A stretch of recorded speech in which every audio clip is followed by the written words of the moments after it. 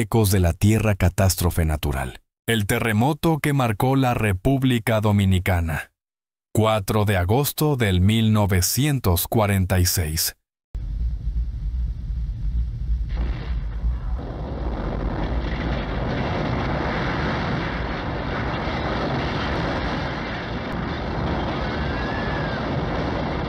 El 4 de agosto de 1946, República Dominicana fue azotada por un terremoto de magnitud 8.1 en la escala Richter, que provocó un tsunami que arrasó la comunidad de Matanzas, en Nagua, y produjo considerables daños en otras zonas del país. El sismo, considerado el más poderoso del pasado siglo XX, mató más de 125 personas, dejó cientos de heridos, un número indefinido de desaparecidos y al menos 20.000 sin hogar. Eran las 12:55 de la tarde del domingo 4 de agosto de 1946. Se estaba celebrando el 450 aniversario de la fundación de la ciudad de Santo Domingo, cuando se produjo el terremoto cuyo epicentro fue localizado frente a las costas de Nagua, provincia María Trinidad Sánchez. El terremoto produjo un tsunami de unos 5 metros de altitud en la costa de la bahía escocesa. En Matancitas, un poblado ubicado en ese entonces en las afueras de Nagua, el tsunami penetró aproximadamente 2 kilómetros, con olas que alcanzaron los 8 pies de altura. Es el terremoto más poderoso que hemos tenido y que ha liberado la mayor cantidad de energía. Hay que recordar que un terremoto de magnitud 8.1 es 32 veces más fuerte que un terremoto de magnitud 7.1 porque la escala es logarítmica y cada unidad que sube la escala de Richter, la energía se multiplica por 32. Eso fue lo que hizo que se sintiera en toda la región del Caribe. Se percibió en algunas partes del vecino Haití, Puerto Rico, Islas Vírgenes, Jamaica, al este de Cuba, Sur y Centroamérica.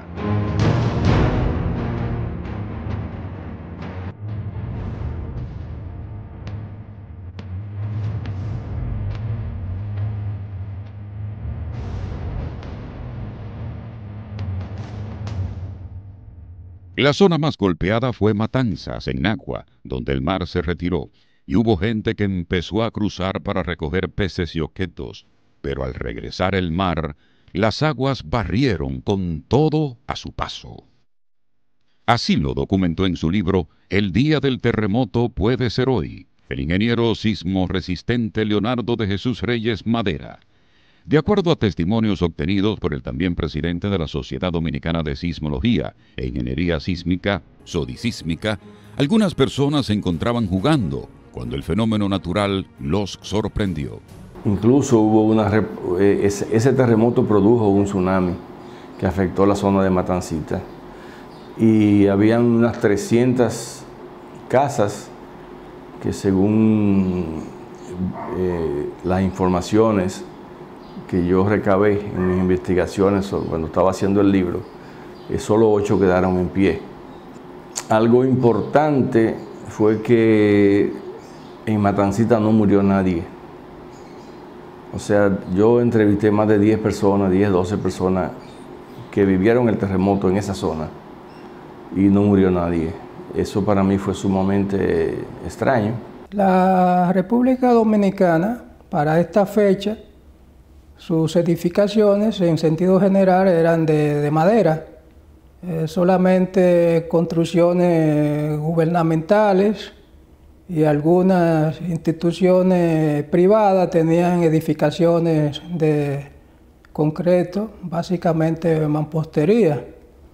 Estas edificaciones en sentido general no estaban preparadas para soportar un evento sísmico de aquella magnitud de 8.1 en la escala de Richter que ocurrió en la parte noreste de la isla. La República Dominicana está justo en el borde de contacto entre la placa tectónica de Norteamérica y la placa tectónica del Caribe. Ese fragmento norte de nuestra isla, lo que llamamos el bloque septentrional, definido por la costa atlántica, la cordillera septentrional y el valle del Cibao, junto a la península de Samaná, están justo en contacto, en el área de interacción con la placa tectónica de Norteamérica. Por eso los grandes terremotos que hemos tenido desde 1562 hasta el presente se han concentrado mayormente en el bloque norte. Quiere decir que De ahí deriva el alto nivel de daños que producen los terremotos que se han producido en la República Dominicana, incluyendo ese terremoto del 4 de agosto de 1946. En la comunidad de Matancitas, arrasada por las aguas del Océano Atlántico, hasta el parque desapareció. El panorama era desolador, pues era la primera vez que ocurría un suceso de tal magnitud. El caos se apoderó de la Villa Matanzas y de todo el país. El llanto, el luto y el pánico fueron desoladores. En varias comunidades de la región noreste, el fenómeno natural causó estragos. En agua, las alturas máximas de onda fueron estimadas entre 13 y 16 pies, penetrando hasta 2 kilómetros hacia tierra. Reportes de prensa de la época registraron el hallazgo de 28 cadáveres en la región, creyéndose que otros vecinos fallecieron ahogados en la hecatombe. En la zona del Bajío y Cabrera, donde la gente que estaba en la gallera, el mar se la llevó toda, porque el tsunami vino y toda la gente que estaba ahí, pues el tsunami se los llevó, más se llevó todo lo que estaban paseando, reposando el almuerzo en la carretera, porque recuerda que esa carretera se mantiene todavía al borde del mar, o sea, al borde de la playa, el límite de la ciudad con la playa. Y ahí fue donde se habla de unas 125 personas que estaban en la gallera, más los que pueden haber muerto, transeúntes que estaban reposando, porque se usaba mucho que los mismos turistas y las personas que vivían ahí reposaban su almuerzo pues, caminando en la carretera, muy poco tránsito de vehículos. Al menos 5 vuelos de 14 aviones socorrieron con ayuda humanitaria a los afectados de la catástrofe.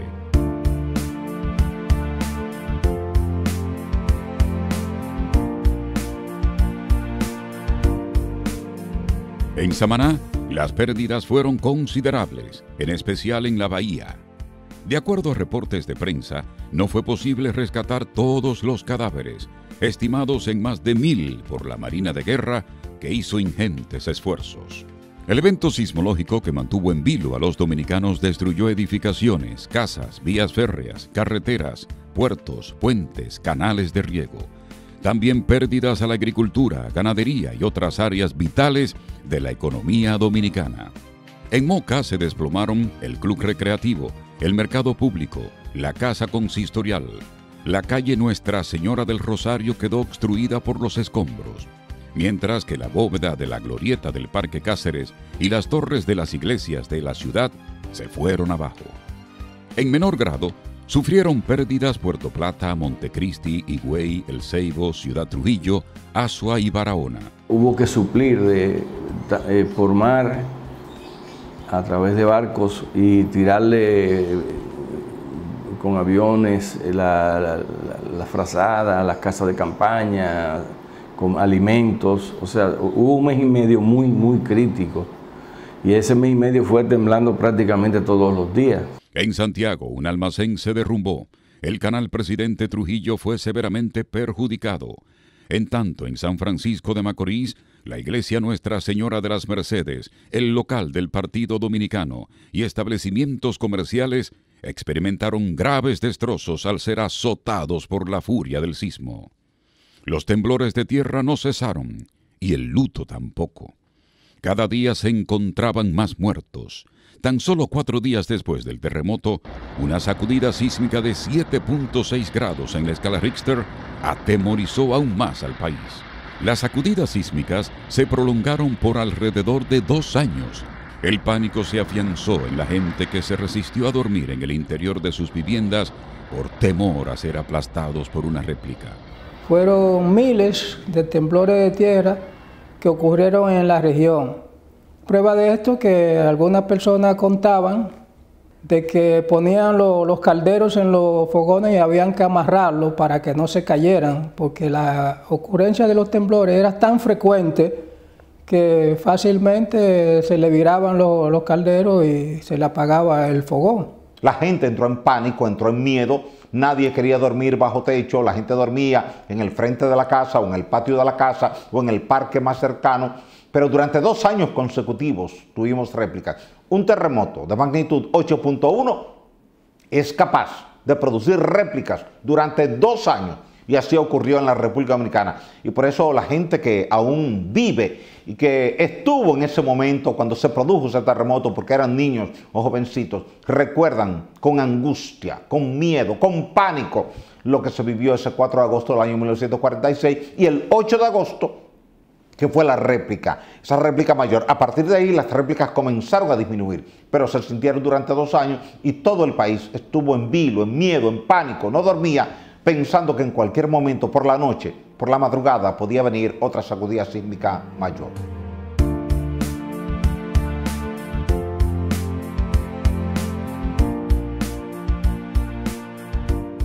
Las cifras son disímiles, considerando que ya teníamos al gobierno de Trujillo y que Trujillo había sido golpeado por el huracán San Zenón el 3 de septiembre del año 1930. Trujillo entendía que presentar la cifra real de muertos y heridos por ese terremoto podía llevar a la población a sublevarse contra él, porque este pueblo siempre cree muchas cosas y entiende que si ya el gobierno había sido golpeado por un terrible huracán como San Zenón y ahora estaba siendo golpeado por un terrible terremoto, el mayor de toda la historia, era una señal de Dios y de la naturaleza de que no querían a Trujillo. Eso hizo que Trujillo minimizara los daños. Por eso hay cifras distintas. En algunos casos se habla de 1.800 muertes, en otros casos se habla de 200 muertes. Lo cierto es que la comunidad de Matanzas quedó asolada, quedó destruida. No hay un número que nos pueda decir cómo ahí murieron tantas personas. Uno se lo achacan al régimen de que se escondían las informaciones, pero yo hablé con gente que sacó muertos de la arena después que el tsunami se retiró, o sea, después que el mar volvió a su normalidad, perdón. Y a mí no me hablaron de miles de muertos ni nada de eso, ¿no? Simplemente hay un número de que se estima que habían unas 125 personas en la gallera. Pero eso yo no pude determinar en mi libro un número exacto de pérdidas de vida ni desaparecidos. Tan pronto ocurrió el terremoto, Trujillo tomó varias medidas mediante decreto. Prohibición de exportación artículos alimenticios de primera necesidad, suspensión celebración de las fiestas patrias, envío por aire y mar de raciones alimenticias para los damnificados e incomunicados por tierra, creación de una comisión conformada por técnicos de diferentes departamentos para evaluar los daños a las viviendas y las necesidades inmediatas de las familias. En los casos de violación de estas medidas, Trujillo dispuso que los ingenieros constructores y los propietarios fueran castigados con una multa de 50,000 pesos o con prisión de 1 mes a 1 año. Pero uno de los aspectos más importantes fue el hecho de que se creó el Fondo de Reconstrucción. Entonces, tú dabas 10 centavos, tú dabas 1 peso, tú dabas 50 centavos, tú dabas 2 tablas, una hoja de zinc, eso salía en la lista en el periódico que está aquí. Diciendo quién donó cada cosa.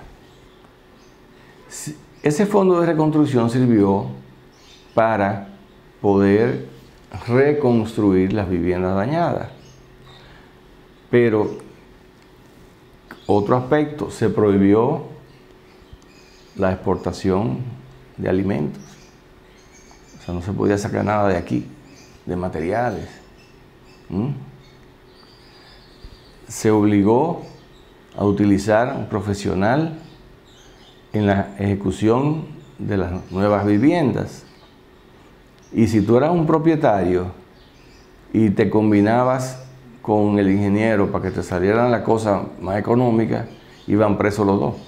Otras de las medidas adoptadas por el presidente Trujillo fue traer al país, a solicitud de la Universidad de Santo Domingo, al reverendo J. Joseph Lins, director del Observatorio Sísmico de la Universidad de Fordham, en Nueva York, Estados Unidos, para que explicara a la población en general y a los estudiosos las causas, daños y alcances del evento de la madre naturaleza. El reputado sismólogo llegó al país por avión acompañado por una comitiva de expertos. Como invitado de honor de la Universidad de Santo Domingo, Lins dictó una conferencia magistral en el Paraninfo de la Academia Estatal acerca del sismo del 4 de agosto de 1946, la cual fue calificada por los medios de comunicación como brillante. El conocimiento que tenía el padre Lynch y las visitas que hizo a las diferentes zonas afectadas ayudaron a que la población comenzara a entender qué había pasado, porque mucha gente no sabía lo que había pasado, porque mucha gente a lo largo de su vida nunca había sentido un fuerte terremoto, ni mucho menos había visto un maremoto. El último maremoto que habíamos tenido había sido el de Manzanillo en el año 1842, y toda la gente que había vivido la experiencia del maremoto de Manzanillo ya había fallecido, ya no estaba sobre esta tierra. En consecuencia, el padre ayudó a orientar la población explicando desde el punto de vista científico qué había pasado, por qué había pasado y por qué esto es normal en determinadas zonas del planeta Tierra. Después de la visita del padre Lynch a Quisqueya, se creó el Instituto Sismológico Universitario y la formación del primer ingeniero sismólogo del país, que fue el ingeniero Héctor Íñiguez Pérez. Tras estas iniciativas, años después se creó en 1979 el primer reglamento para el análisis y diseño sísmico de estructuras de la Secretaría de Estado de Obras Públicas y Comunicaciones. Tomar conciencia. Tenemos más de 70 años donde hemos podido utilizar la palabra prevención. Ese fondo de reconstrucción debió mantenerse, o ese fondo de reconstrucción debiera comenzar a rehacerse. ¿Cómo lo podemos hacer? Simplemente vamos a asignarle a cada oficina del Estado que incluya en su presupuesto, vamos a exigirle, no asignarle, vamos a exigirle que incluya en su presupuesto un monto que se destine a la evaluación de los edificios donde están sus oficinas públicas. Y con ese fondo se evalúan los edificios. Como ya tenemos códigos sísmicos, podemos evaluarlo sobre la base de ese código sísmico y ver si son vulnerables o no a un terremoto. Ese reglamento fue una introducción a lo que es la cultura de la sismicidad en nuestra sociedad y para ayudar a los ingenieros a establecer algunos estándares cuando tengan que diseñar y construir una estructura. Tuve el privilegio y el honor de participar en el año 1979 en la puesta en circulación de ese reglamento que se hizo en el Salón de Conferencias del Edificio de Oficinas Gubernamentales, mejor conocido como el UACAL. Allí se presentó de manera pública ese esfuerzo que había hecho la Sociedad Dominicana de Sismología e Ingeniería Sísmica, Sodosísmica, con un trabajo conjunto de Rafael Corominas Pepín, de Orlando Franco, de Juan Chalas, de Leonardo Reyes Madera, de Héctor O'Reilly, de todos los ingenieros que habían decidido agruparse, muchos de ellos que habían ido a estudiar sismología al CIDIAT a Venezuela y trajeron sus conocimientos aquí a la República Dominicana para compartirlos con la sociedad dominicana. El terremoto y el tsunami del domingo 4 de agosto de 1946 trastornaron la vida del pueblo dominicano y cambió para siempre la percepción que se tenía sobre estos fenómenos. A poco más de 74 años del terremoto de Santo Domingo, el recuerdo de esta tragedia se mantiene vivo en la memoria de cientos de dominicanos de la época y en las páginas de nuestra historia.